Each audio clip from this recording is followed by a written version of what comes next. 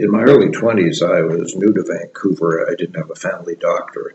And so when my throat started to close, I just walked into a doctor's office on Main Street and he did an examination. He said, "Oh, yes, sir, you have a bilateral something, translation, tonsillitis." And I said, "Yeah, so what do we do about that?" "Oh, no problem. We can do it right here in the office." I said, "You can?"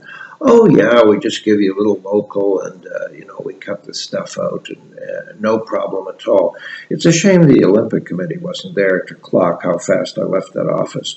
I looked up at an ear, nose, and throat guy and went to the Georgia Medical Building, and he just laughed at this story and put me in St. Paul's, zonked me out with the usual anesthetics. I got the ice cream and the Jello and the whole routine, and everything was fine.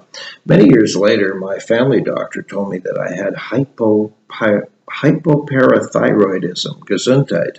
What does that mean? He said, "Well, I want you to go see this endocrinologist." So I went and saw the endocrinologist, and he said, "Yeah, let's have another blood work and see what's going on." So we did that. He said, "Yeah, you have hypoparathyroidism." "Yes, so what is it?" "Well, there are four parathyroid glands here, and one of them will have a benign tumor, and we cut it out, and 6 months later you'll be fine." I said, "I'm already fine. Why do I care about any of this?"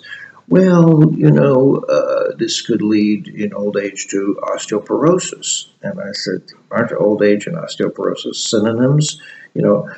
Anyway, I had meanwhile gone to the library and looked up this situation, and I said to him, "Look, I hate to be one of these know-it-all patients, but I looked this up, and I have a couple of questions." And he said, "Yes."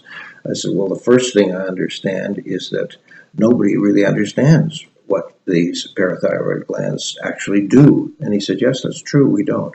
I said, "Well, that's a good start." And the second is that the symptoms of hypoparathyroidism can be caused by aluminum toxicity. Is that right? And he said, "Yes, that's true." And I said, "Well, Doc, I chew 2 Gaviscon tablets for my stomach every night before I go to bed, and they're loaded with aluminum."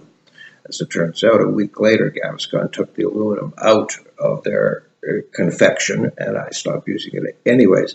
So I never did have my throat cut out. Thank you very much. Just what I want to hear. We're going to cut your throat. Pickle. I've had a lot of incidents like this. Actually, 98% of the time, I follow the doctor's orders, and I think you should too. But you have a right and a duty to yourself to take care of yourself and be an informed and intelligent patient.